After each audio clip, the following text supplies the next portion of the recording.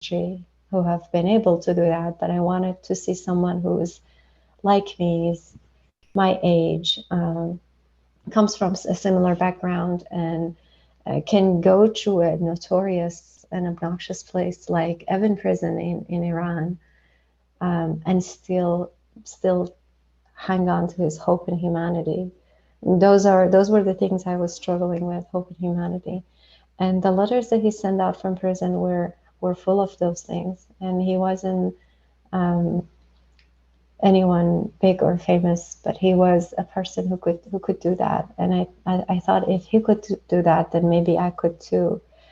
And so I started thinking about basically imagining his story. I did interview people who were in the same prison as him or who had known him, but I was more interested in creating a fictional setting where I'm not just talking about one person, but I'm talking about trying to present a larger experience for a group of people who at certain age are aware of where they stand in our world, in our um, man-made world, which is not a very kind place, and yet where how they define themselves, how they find purpose and meaning in life.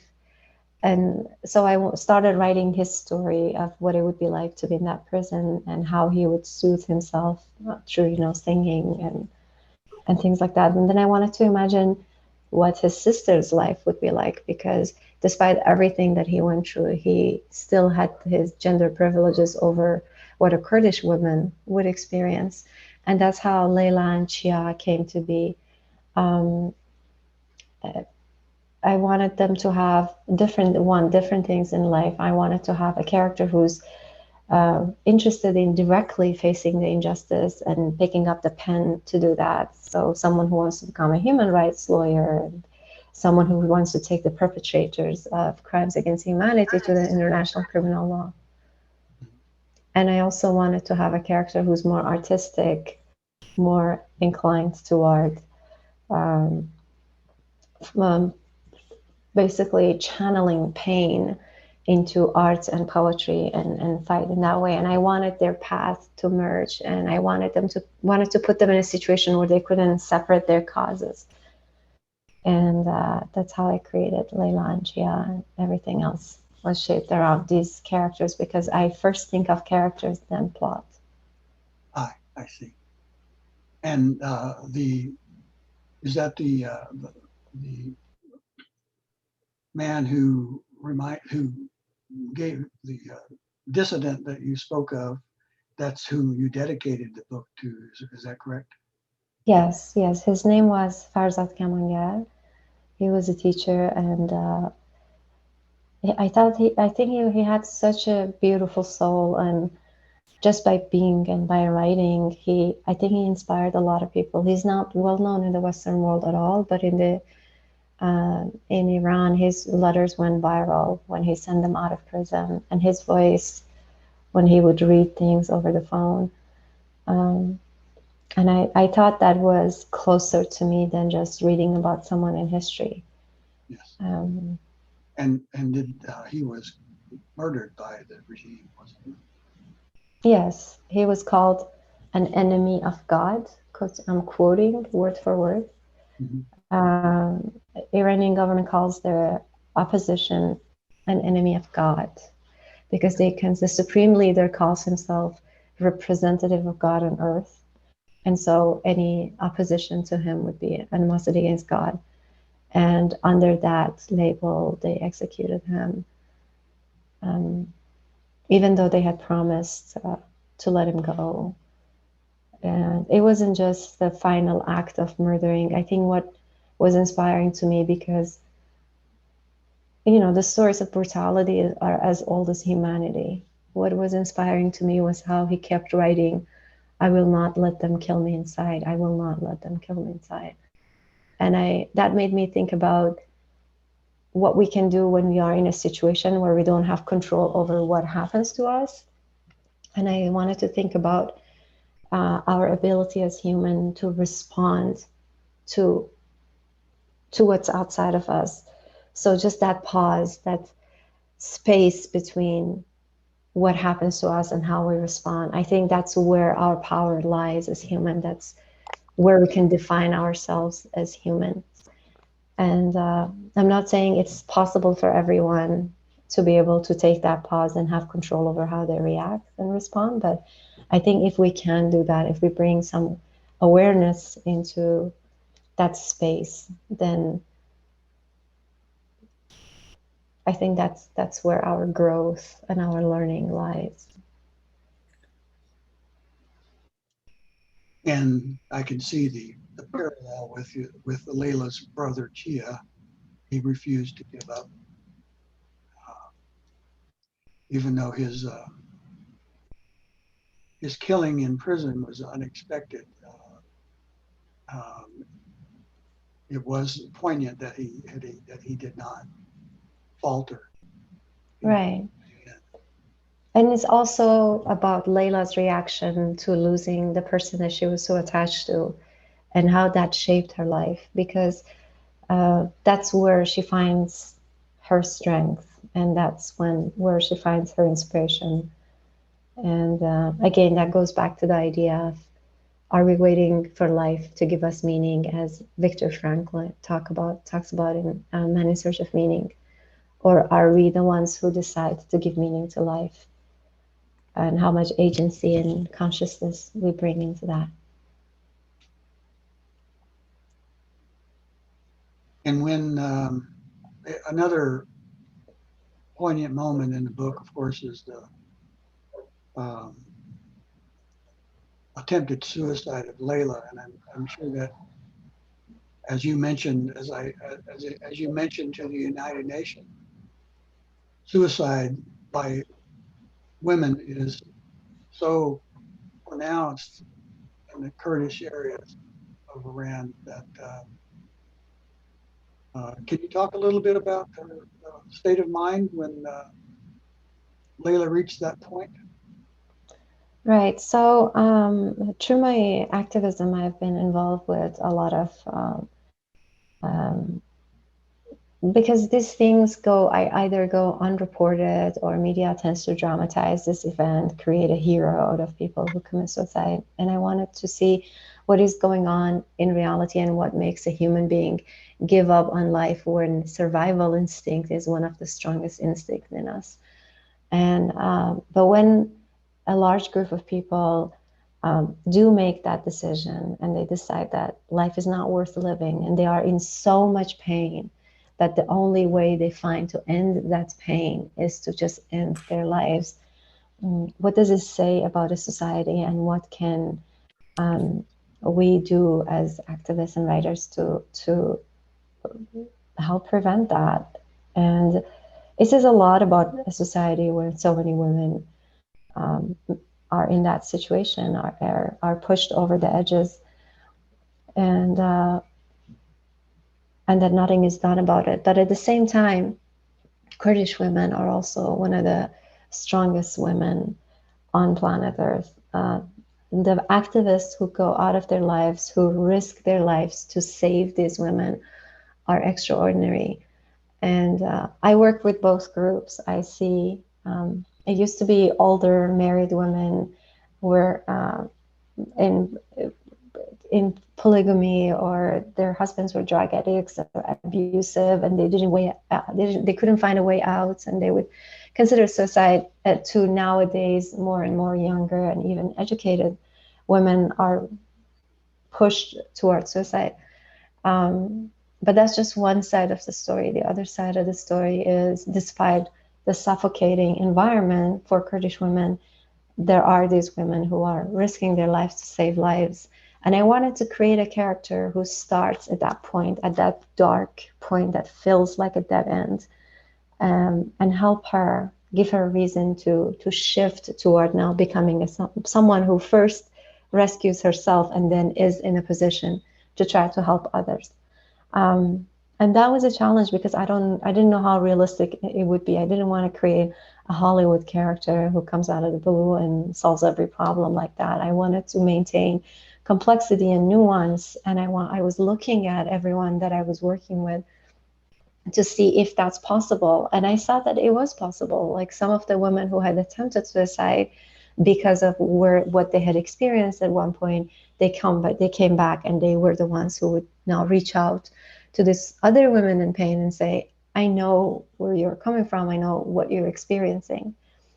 And that's how Layla's character was inspired, from that spectrum. Because even when you look at Kurdish women in a larger context, just when ISIS attack, for example, happened in the past few years, um, ISIS took Kurdish Yazidi women as their slaves. So one of the primary victims of the Islamic states that emerged in Iraq and Syria were Kurdish women. But at the same time, it was Kurdish women who fought to save other Kurdish women. So I just wanted to give a complete picture, not a one-sided, one-dimensional picture. I didn't want to create a sense of heroism and being, superior and complete and perfect. And I didn't want to create of just victims. I wanted to show that whole range that a group have.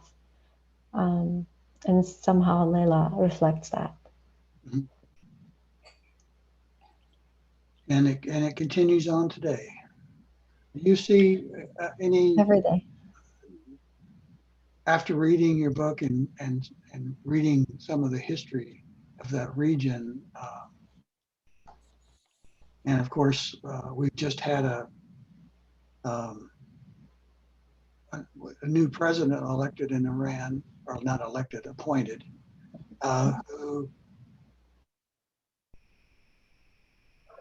who is not going to cooperate. Doesn't see it's all going to be black and white, just as it's seen today. I was so sorry to hear that. I was also going to ask you a bit about the role that I believe the character's name is Alan, or Baba, Leah's Baba. He's a broken man. Mm-hmm. And where does he fit into the larger picture of Kurdish society? Right. So to answer the first part of your comment about this hardliner or extremist becoming president, I don't know if I am too sorry about that. I feel like the Iranian government is finally showing their true face, that for over a decade they played this game of, oh no, not everyone is bad in the Iranian government. Look, we have reformists and they're the good guys, and here are the hardliners and they're the bad guys, and there is the idea of change and reform happening, which was a show they put on for over a decade. And then when people got sick of that, when people weren't buying into that idea of reform any longer, that's when they said, it is what it is, and Raisi is the person that we appoint. He was appointed by the supreme leader, and even though people didn't, they had the smallest turnout in the history of the Islamic Republic. A lot of people refused to vote, and a lot of people who had to vote to get that stamp, because you need that stamp to get into college or to get jobs, who got that stamp, they submitted what's called as a white ballot. And so they basically refrained from voting. Mm-hmm. And despite all of that, things are going on. So, and he's a guy that when he was asked about his role in executions, not only he wasn't ashamed, not only he didn't deny it, he outright said, oh, I should receive a medal for doing all of those executions. So I feel like finally they're telling the truth. Finally, they're done playing these games. Finally, people are done believing in them, because the truth is, for minorities, it doesn't matter if a so-called reformist, and they're not reformists, they haven't really changed anything fundamental, is in power, or Raisi is in power. The situation doesn't dramatically change for minorities or for women at all.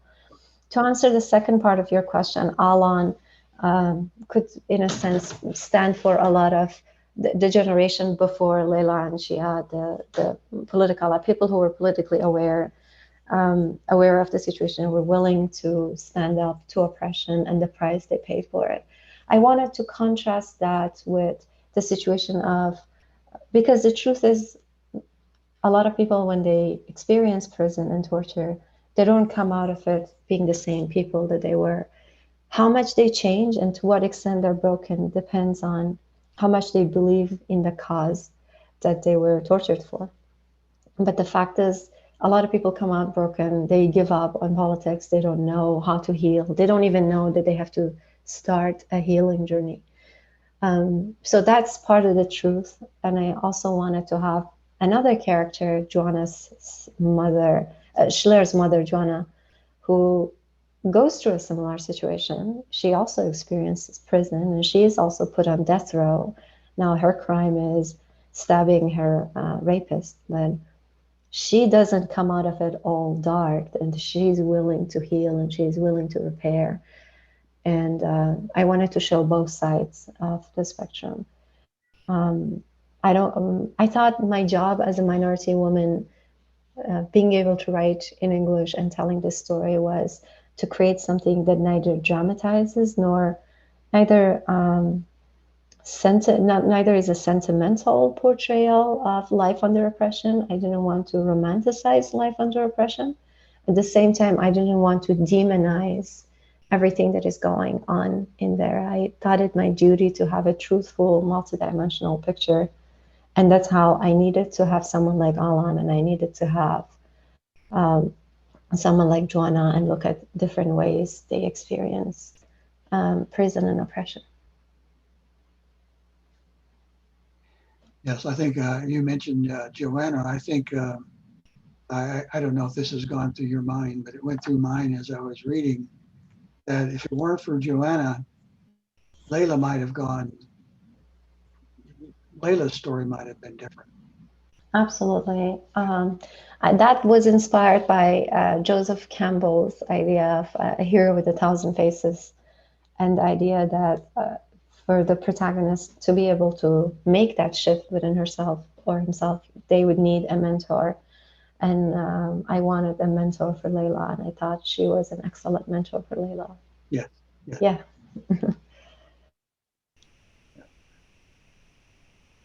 I don't know if this is what everybody wants to. I'm just going at random around. I wrote some questions down, and if anyone wants to break in, ask any kind of question, please do. But I'm just kind of going to go all over the place, if you don't mind, Ava. No, not at all. I just wanted to pay tribute to someone because today is a special day. On July 13, 1982, one of the best leaders of Kurdish movement, Dr. Abdurrahman Qassemlu, was assassinated in Austria. Um, he was very influential. He had a PhD from France, if I'm not mistaken. He spoke 9 languages. He was a very good promoter of the Kurdish cause in Europe, and he was one of the first people that at the time demanded in the 70s demanded for gender equality, democracy, and things like that. And sure enough, he was assassinated today, on this day, so many years ago. And I thought it's important to bring up the fact that if I'm here today with you, can talk about these things, is because I really stand on the shoulder of giants, people who were willing to put aside their priorities and their comforts in life and fight for a cause that's bigger than themselves. And even though the Iranian government or other oppressors, doesn't matter who, they think they can extinguish a movement by assassinating a person or doing what they do today, which is more like cyber assassination. They create defamation and they try to damage people's reputation through their cyber army, because Iran has a very active cyber army. Even though they're doing all of these things, that the movement is ongoing. Indeed. Indeed. Can I ask a question? Certainly. I wondered what kind of support you're seeing from men of different generations, and how many languages your book has been translated into. It sounds like you wrote it in English. Would you like to have people who speak English respond in certain ways and take a stand? Thank you for your question. I want to start from the end and how I would hope this literature will to in improving our world is. So what literature does is that it gives us what media is taking away from us, gives us what TV shows are taking away from us, Hollywood is taking away from us, and that's they take away nuance and complexity, and they take away our ability to hold complexity. And I'm hoping that people who now know more about Kurds through having read, this novel or having looked at a work of art by a Kurdish artist and this and that, next time when they hear something like what happened in October when Trump randomly ordered US troops to pull out of Syria, and this is a completely different story from what happened in Afghanistan. I don't want you to mix that up because that's on the news now. But I'm just thinking when they hear about, because politicians need your vote. You live in a democracy, and as constituents, you have power. And if you hear about an oppression against Kurds anywhere, if you do reach out to your representatives, and if they receive your letters, that is going to definitely affect how they make that kind of decisions, because a decision is made in the White House or in the parliament, and that changes the situation and the destiny of millions of people in other parts of the world. That's what I'm hoping for, to that intersection of compassion and action. Your other question was about translation. My book was recently translated into Kurdish, and this is a very interesting phenomenon because when I was writing the book in English, I was writing the story of a Kurdish family. So they live in the Kurdish culture, and they think in Kurdish and they speak in Kurdish, but I kind of translated that into English to be some sort of a bridge between, my audience here in North America and the Kurds. And now that the book is being translated back to Kurdish, and the question is the story being taken back to its original language, or if it is a translation or not? What makes me happy is that so far the book has been warmly received by critics and by readers. And I have had young Kurdish women reach out to me on social media, some of them so young that they don't even have their own profile yet, just saying that this has been inspiring. And as someone who grew up, I've always been a bookworm, but I rarely ever found a reflection of myself in literature. I'm hoping if we create a world when more people can see themselves reflected in literature, then it will be easier for them to find their place in the world. So translation is indeed important, because it's one thing to hear about a book, it's another thing to actually be able to pick it up and read it in a language that you understand and relate to.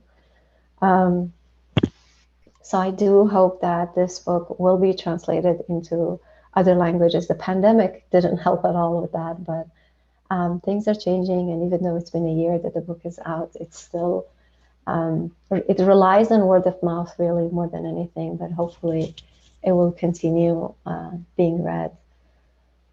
And that's really my hope. I'm doing the best I can in order to help with inclusion and diversity and connecting hearts. I believe we live in this world where we do need this heart-to-heart resuscitation, and I don't think this is a one-way world where I only expect English readers to respond in a certain way or to do something. I believe that we also have a lot to offer you, because Kurds are masters of rising from our ashes. We know how to be resilient. We have learned that through years and a century of standing up to all these oppressions. And so in a world that's ravaged by the pandemic or by so many other division and other issues, it could be a two-way street where we can also inspire you and help you not be broken by everything that is happening around you. So even though it would have been much easier for me to write in English if I were born in an English-speaking country, I feel like it is a privilege that I spent the first 20 few years of my life in the Kurdish region, and I know exactly what's happening there, and I can feel everything in my bone. And then I moved here and mastered English language and was able to now write in English. And so I can create that bridge. It puts me in a very special position where I can write from experience, in a sense. and hopefully create that heart-to-heart connection that we all need. I agree. We have so much to learn from each other and to do together. Thank you. Thank you.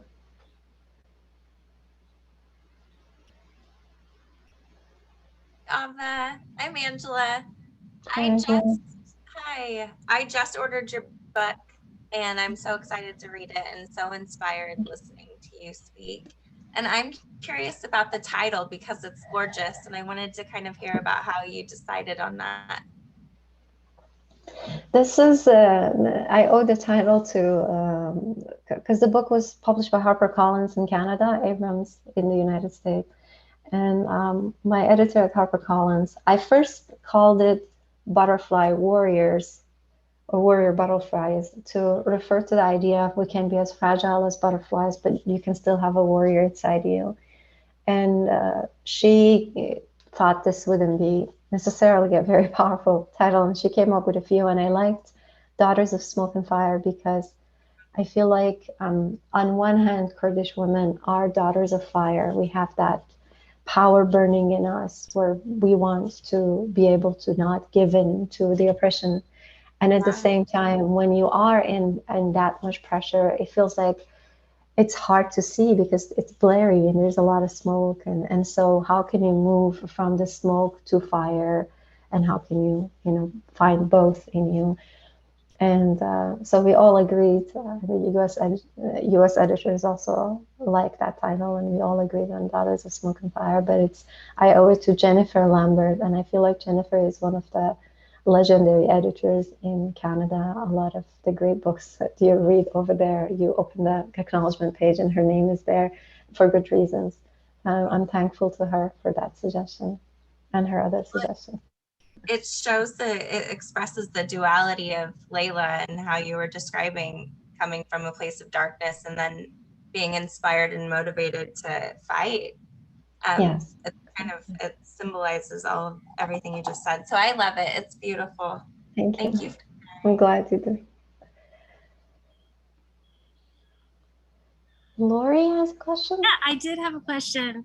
Hi, it's so nice to meet you in person. Me too. It was such a beautiful tribute to the Kurdish people, and I enjoyed reading it and writing the review for the Coachella review. So thank you for that opportunity. And then I thought, much like American slavery, and it wasn't necessarily that people in slavery didn't fight against it on an everyday basis, right? But that was never documented. So we don't really ever have those first-hand accounts beyond the Underground Railroad of how people fought against, American slavery during those times. And so it's like, I sort of equate your novel to giving voice and in tribute to the Kurdish people today, and that there are ways that people are fighting back in very small ways, but powerful and significant ways, and that you shared that with the rest of the world is just beautiful. And I'm very interested as a writer, how you balanced the research and how you incorporated and weaved in your research into this fictional story that you wanted to tell. And how was that process, and how did you balance those two things? Lori, thank you very much for the review. First of all, that actually helped a lot. And thanks for the generous comments. Yes, I do believe that little acts of defiance, even if it doesn't overthrow a mighty government, it does make you feel more human. Because what oppression does is that it, more than they taking away your identity and your house and everything else from you, they try to kill you inside, what Farzad talks about, right? And those little acts of defiance can help you not die inside and know that you're moving ahead. And what they call is the peasants' revolt, which is really just there's very little you can do, and yet do the little things that you can do, and they will just create a ripple effect. In terms of the second part of your question, and that's $1 million question, how do you balance research and fiction? Because in nonfiction, it's so easy to have endnotes and footnotes and create things and explain things in like 2 paragraphs or 2 pages even. You cannot do that in fiction. You cannot incorporate most of your research because you can only say what your character would say. You can only see what your character would see. And the worst thing you can do is have authorial I can't remember the word, but like to jump in as an author in the middle of the character and the reader and say, let me explain this historical fact to you. This is horrible. But then I think this is not something that was easy for me to figure out. Obviously, we all know that the story has to be the foreground and the research has to be the background, and people pick up a novel to read a story and to create, to connect with the characters and not to be lectured. And yet, if you're writing about a part of the world where your reader doesn't know anything about, and you owe them some kind of clarifications, how do you do that with the medium of fiction? I think it was important. Now what I've done with the manuscript that I'm working on, I spend months and months just doing all my research and just trying to understand and learn as much from it as I can. And then I went to the period of trying to have an outline and know what's going to happen in each chapter, inspired by the realities that I had learned.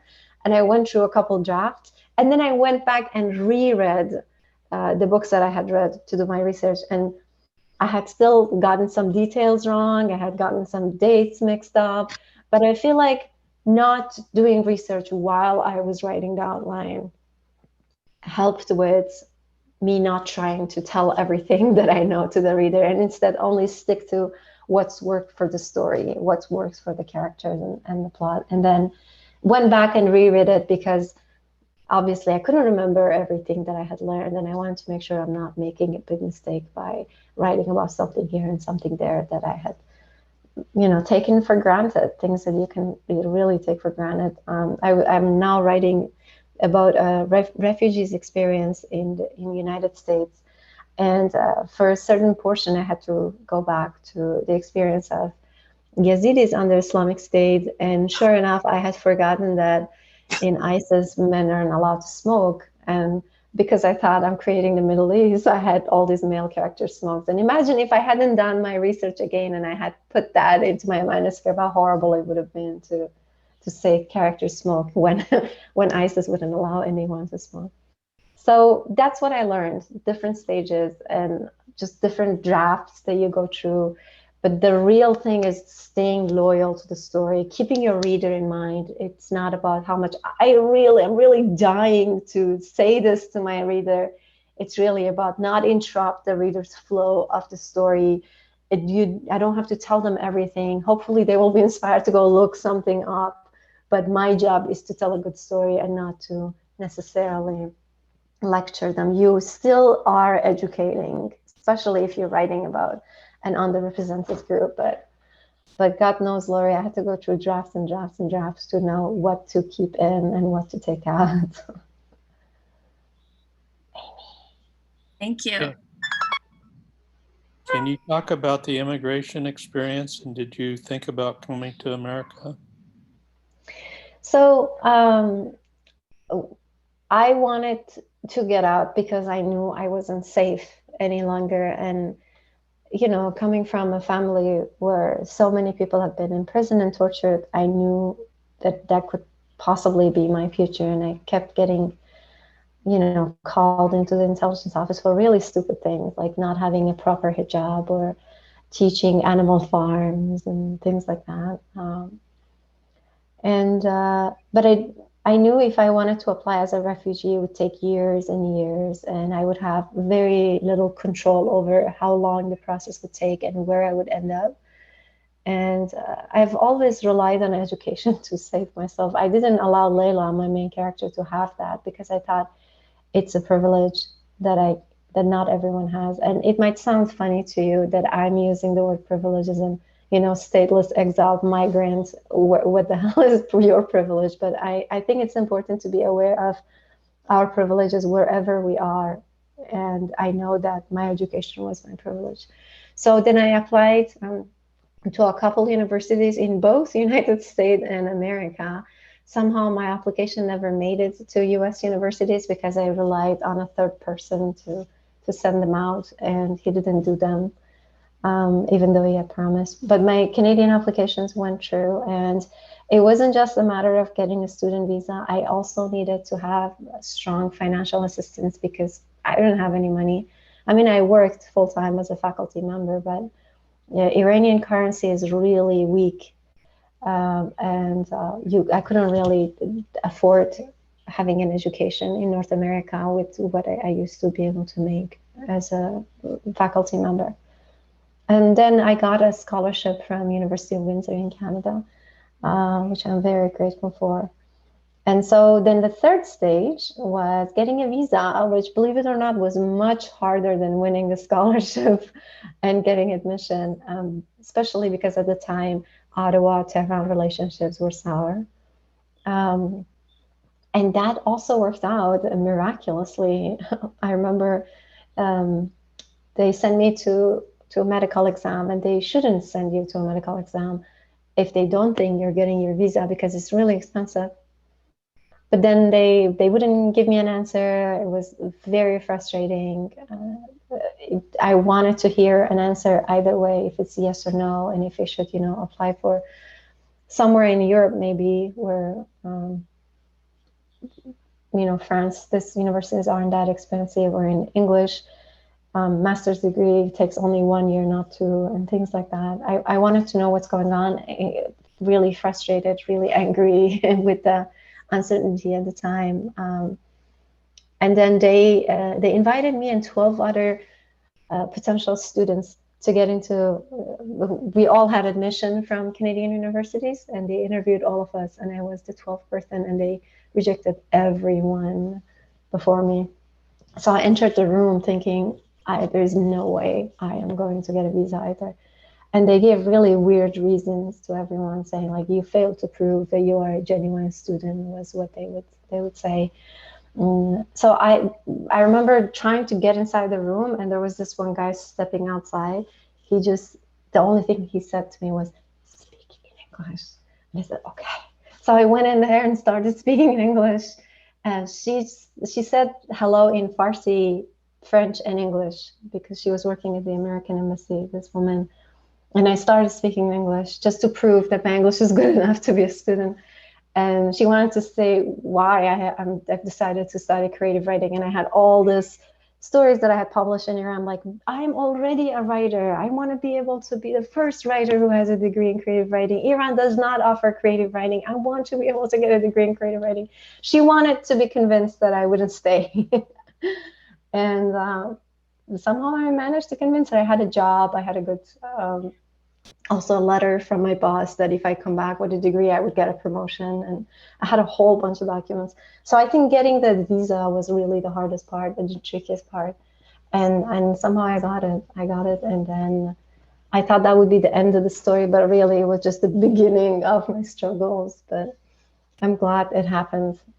It's really hard to get a status, to get out, to get a degree and all of that. But Canada has a point system, and so I could apply for immigration based on my age, job experience, education, and things like that.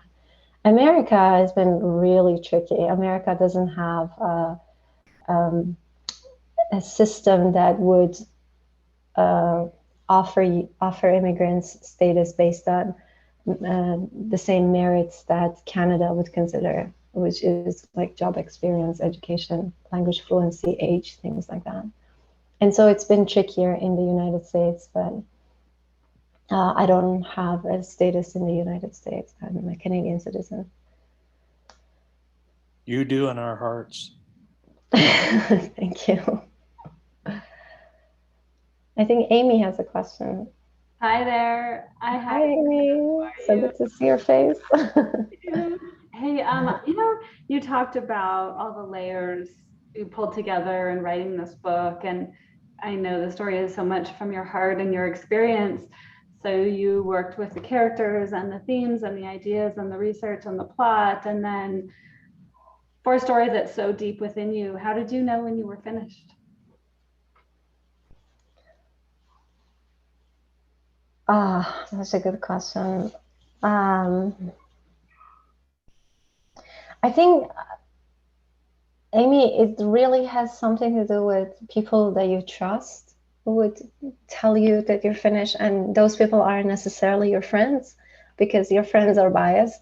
They could look at the first few drafts and think that it's enough, it's ready. It has to be someone who's either plays the role of your editor, your mentor, and someone who's willing to tell you that this chapter needs another rewrite, or that section needs a little bit more work. So when they tell you that, then when they say your work is now ready, or 20 of your chapters work, 5 of them need work, you can trust them. That's part of it. The other part is really you send out your work, and if you don't hear, it depends if you hear at all from agents or publication house, whoever you're submitting to. And if you don't hear anything back, maybe you can go back and revise. But the truth is, revision is such an endless process that you could possibly fall into the trap of, I'm going to work on this for another decade. I know remember going to conferences and seeing people talk about how their editors would come and pull the manuscript from them and say, the publisher would say, I am going to publish this. And the writer would say, oh, no, it's not ready yet. And the publisher would be like, no, it's ready. I got to publish it. That is not happening in our time. We are way past that time when that could be a possibility. Now we have to pursue agents and publishers, and publishing world has changed, and publishers' criteria have changed so much. So I guess something in you can decide if this is ready to go out, and something in someone that you trust can tell you if it is ready. But I feel like even after a million drafts, even after your editor and publisher are ready to send out the work, you pick up the book and you say, I could have written that sentence differently, or I could have ended that chapter differently. So it's never ending. I feel then at one point you have to move on.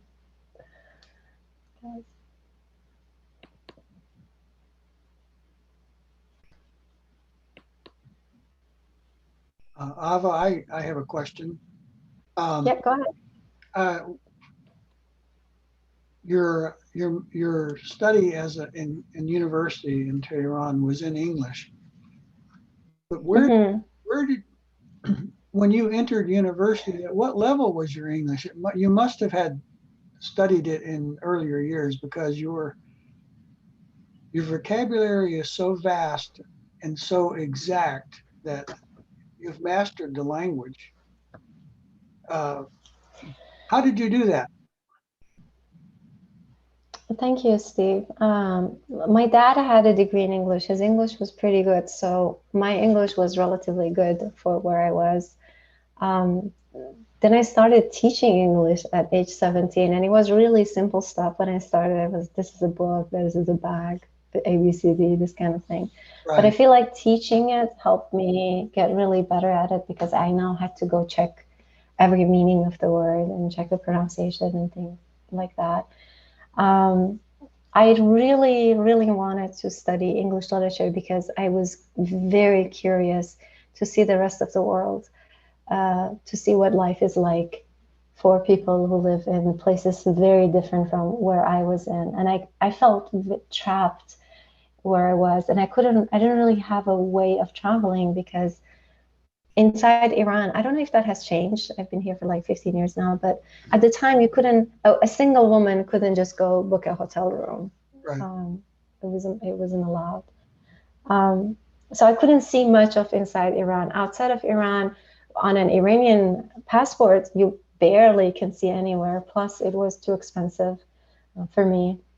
Mm-hmm. And so I wanted to be able to read books, and learning English was my way of expanding my world. I thought if I learn English, I will be able to read and to travel through books. And it actually happened. I was very excited to make friends with Anne Shirley and Holden Caulfield, and know that people in other parts of the world could also get excited about small things that I get excited about, or could feel unsatisfied with their environment and feel that so much around them is phony, the way Holden does. And I think that really changed my life. I'm so glad that I studied English literature. But the English that I learned in high school was mostly just grammar, you know, conjugation and subject-verb agreement and things like that. And then I started reading, and I feel like reading all the time, reading in English all the time helps me, help my English, and then teaching it. But in terms of writing, I have been writing my whole life, but I was writing in Farsi mostly because I was an assimilated Kurd. And then I had to translate that into English. Now I'll be able to tell a story in English. And it wasn't easy. It was very difficult in the beginning. And I thought about giving up a couple times, but then I couldn't. I just couldn't give up. So I have a lot of passion for languages in general, but for English in particular, and for the cause, for what I'm writing about. I think these three things help me keep on going, or so far it has helped. I have a question. The Iranian Revolution that kind of set the stage for all of this was a spiritual kind of thing. And how are the Kurds today, and you and your characters, developing in the spiritual realm? So, Alan, I have to distinguish between spirituality and religion, right? The Iranian Revolution in 1979 was a lot of things, not only based on religion. Sure, Khomeini was a religious figure, and he tried to use that as a way to gain power. But one of the first things that he did, and one of the things that the current president, or the one who will come to power in a few months, did, was they executed a lot of other Muslims. So it wasn't really a matter of religion as much as it was a matter of power. It was religion used at the service of establishing power and seizing power and gaining control over people. And when that happens, when there is this no separation between church and state, so to speak, when religion is used to justify all the brutalities, guess what happens? People get sick of religion in all its form. And that's why if you look at the Middle East today, the least religious people are Iranians. Whereas in Turkey, that the government is not a religious government, or at least wasn't until recently, that Erdogan is trying to use religion to establish his power. People in Turkey that has, for over a century, hasn't had a religious ruling. People over there are more much religious than people in Iran. And so there has been an overreaction to all of that. Kurds have historically not been very religious. For Kurds, the matter of ethnic identity has been much more important, and that's why if you look at the Kurdish region in Iraq that is semi-autonomous, it's one of the most religiously diverse parts of the Middle East, because people are very welcoming of, you know, Christians and Jews and Zoroastrians and all of that, as long as they share an ethnic identity with them. And that's, again, a reaction to their history. Kurds have been targeted for their ethnicity, not for their religion. So they are more interested in what creates unity between them, which is their ethnicity, not religion. And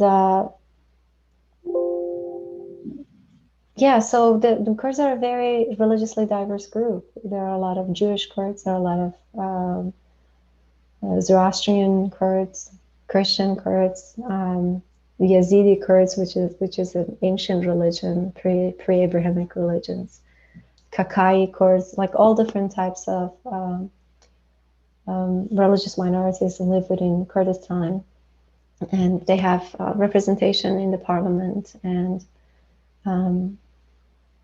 the Shia Sunni fight that goes on in the Middle East does not include the Kurds. And if you pay attention to the news, when they talk about Iraq, for example, they say Shia, Sunni, Kurds. And this happens so much that a lot of Americans thought that Kurds was a religion, whereas it's not a religion. The majority of Kurds are Sunni Muslim, but they would never engage in the Shia Sunni fight that has been going on. And I think that speaks volume, the fact that every news agency would say Shia Sunni Kurds. That means that Kurds wouldn't get engaged in religious tensions and conflicts and things like that. So even though Khomeini used religion, it wasn't, that revolution wasn't really a religious, let alone a spiritual kind of movement at all, in my opinion. Thank you.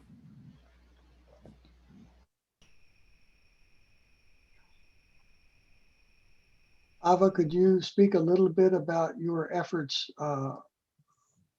with regard to women's rights? Yeah, absolutely. I think I owe this to my grandma, that she was married off at a young age and had a very difficult life, had several children. Several of them died in infancy, but what I remember from her is that she always said a woman should never get married until she is economically independent. And that meant my mom and all her 5 sisters were teachers. They had an education and they had a job. Now, it wasn't too dramatic. They weren't CEOs or they weren't judges, because those kind of, like, a woman can never be a judge or a pilot in Iran, and so many, or a singer, so many things that are bad because of gender.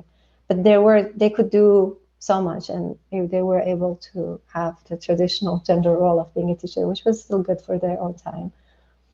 And I think that just that this woman, this illiterate woman, making that decision and shaping the life of her children had ripple effects for a generation. And that's why I'm talking about little acts of defiance and little acts of resistance, because what you do today may not make a big difference now, but it might create something. And so I really grew up not agreeing with the idea that, because they advertise it as a religious thing, that God said men are superior. And here's a verse from the Quran that says, we created men superior to women. And so I rejected all of that. And I did believe that gender equality. And so part of my involvement with the gender equality movement, part of it is through writing and giving speeches, at United Nations, at different conferences across Europe and North America. But my favorite part of my involvement with gender equality is through grassroots activism.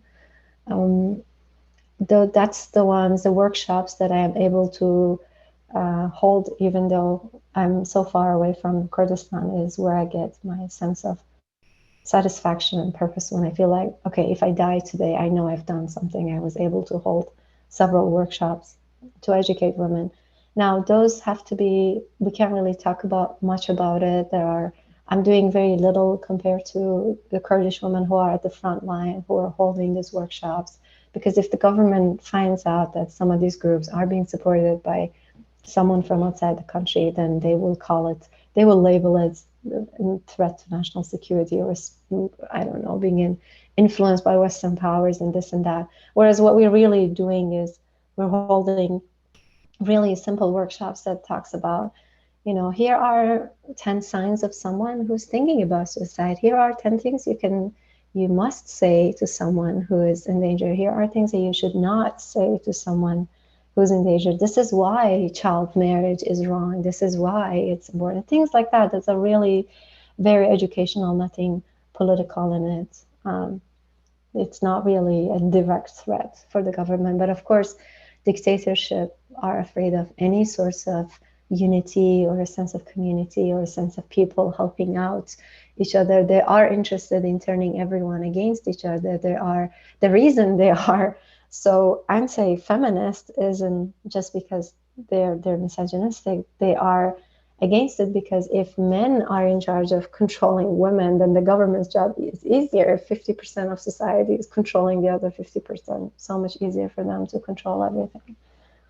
And so anything that creates a sense of unity in community is seen as a threat, really. They have this very funny word that they use. They call things like this انقلاب مخملی, or a velvet revolution. A velvet revolution is really their label for everything that they cannot call enmity against God. So whatever activity you're doing at the service of community, you're either an enemy of God or you are after a velvet revolution, which they call this, their idea of a soft overthrow of the government, which is their phobia, right? They're afraid of being overthrown. And they will be sooner or later, but so that's, to answer your question, that's my involvement with women rights activism through writing and giving speeches and through grassroots activism. And if you're wondering what I do so far away, is I usually create the curriculum or translate it, get it from somewhere in Canada, and then translate it, and then create videos. And I can also pay for these workshops because Iranian money is so has lost its value so much in the international market that with $50 you can hold an entire workshop, pay for it, refreshment, rent a place, have a projector, pay the teacher, and all of those things. Yeah, so that's my involvement with the movement. Very good. Well,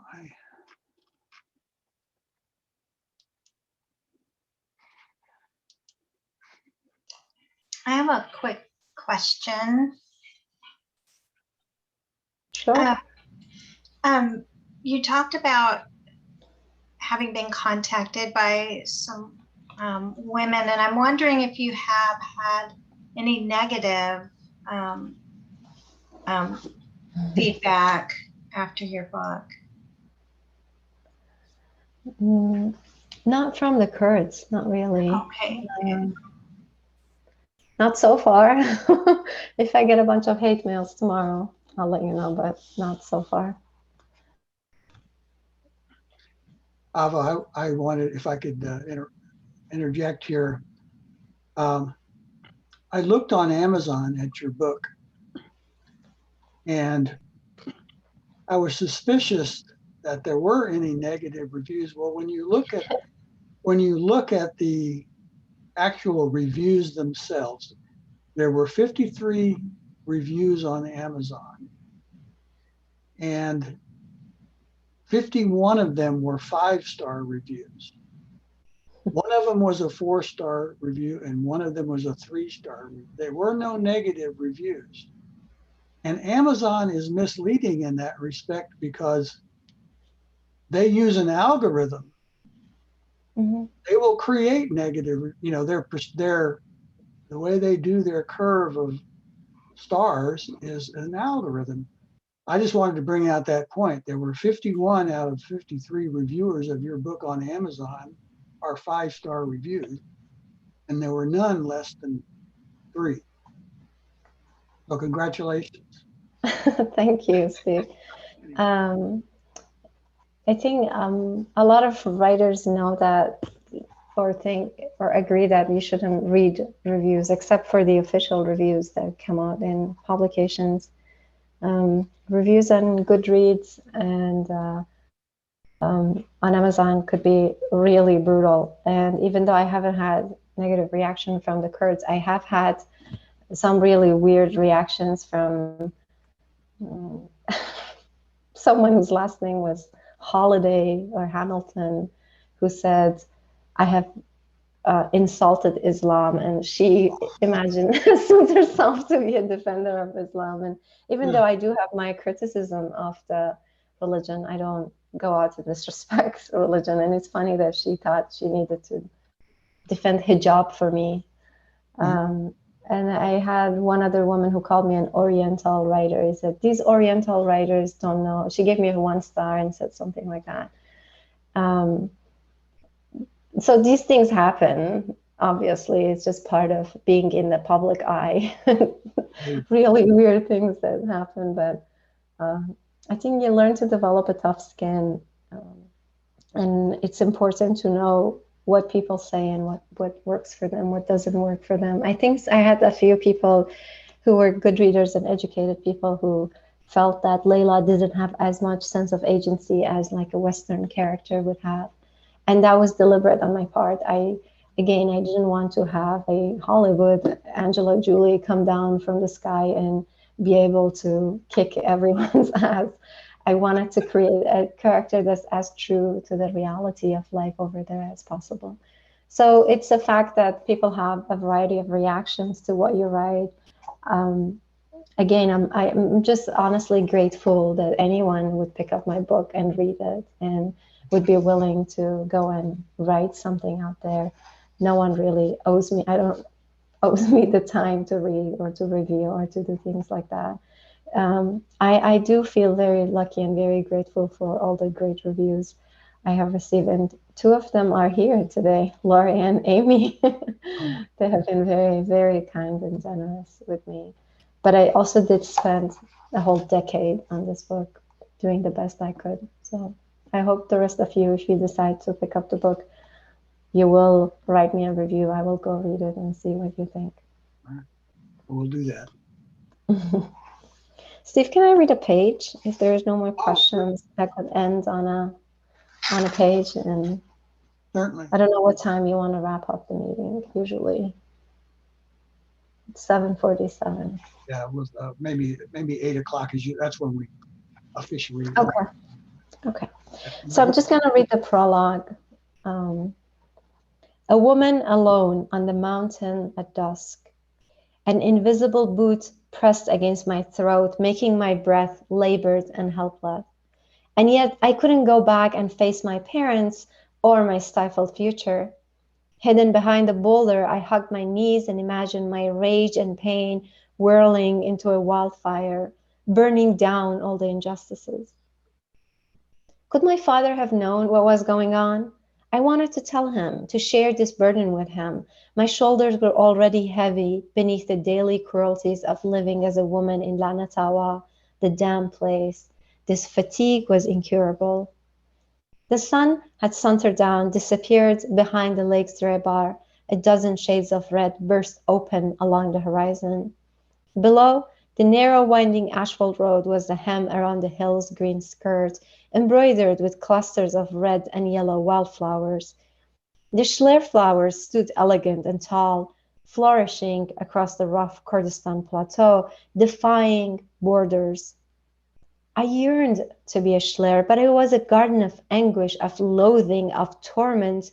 My occupied homeland was a birthplace of death. I stood up, my breath now coming in pants. I wasn't hiding anymore. Bessa, Bess, I shouted. It's enough, enough. I started down the hill in a tumbling run and found myself unable to stop. Despite the chill of the evening, I started sweating. The wind whipped my headscarf and I gained speed. I flapped as if I had wings. As I ran, a wail escaped my chest. I was headed toward the main road, toward the world of men. The streets belonged to them, judgmental men, hypocritical men, their honor dependent on women men. Cars hurtled around the curve, full of drunk drivers who honked as they spotted me sprinting down the hillside. They were going too fast for this road, too fast for their sluggish reflexes, and too fast for their old vehicles. A white late-model car careened down the winding road, kicking up dust. The wind roared in my ears. The white car and whoever was driving seemed to seek me out as a fellow traveler. I stumbled on a stone, crushing the shiny red poppies in the grass. And as I lurched, my untold stories tumbled inside me like pages ripped from a book and tossed, crumpled, into the waste paper bin. An overpowering urge to scream my story, to expel it from beginning to end, seized me. Suddenly I could see the heads of all those Kurds crushed beneath tanks. Descending the slope at a breakneck pace, my shouts crescendoing, I was unable to stop myself, this crazed woman. A final lunge, and I was airborne. Thank you for listening. Oh, it was very, Beautiful. very Thank you.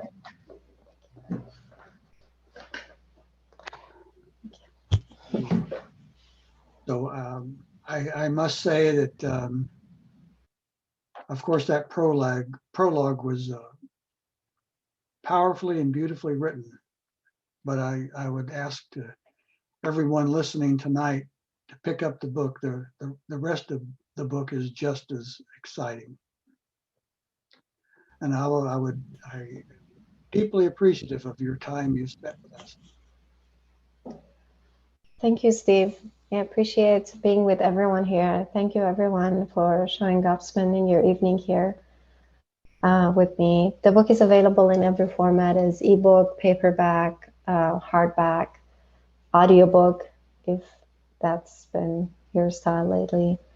I'm really happy to connect with the NightWriters here. And I hope that we will be able to hold an event in person one day. Zoom is getting really tiring. I would love to be able to shake people's hands and have an in-person conversation, hopefully soon. I hope so too. I hope so too. That would be wonderful. And we'll be in touch. Sure. Thank you.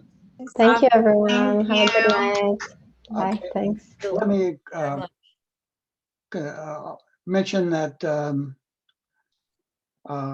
Ava's, I put in the chat box Ava's web address, avahoma.com. Right. If you go there, there's all the links to all the book selling venues, and there are many videos of Ava and her presentations. It's a very informative website, and I'd recommend it to all of our members. Thank you. That reminded me I should go update that website. I haven't even posted about the Nautilus Book Award, which I'm very proud of. I should definitely go check the website myself, but thank you. You're welcome. Thank you. Bye-bye. Good night, everyone. متشکرم. Bye. خواهش میکنم. خداحافظ. خداحافظ.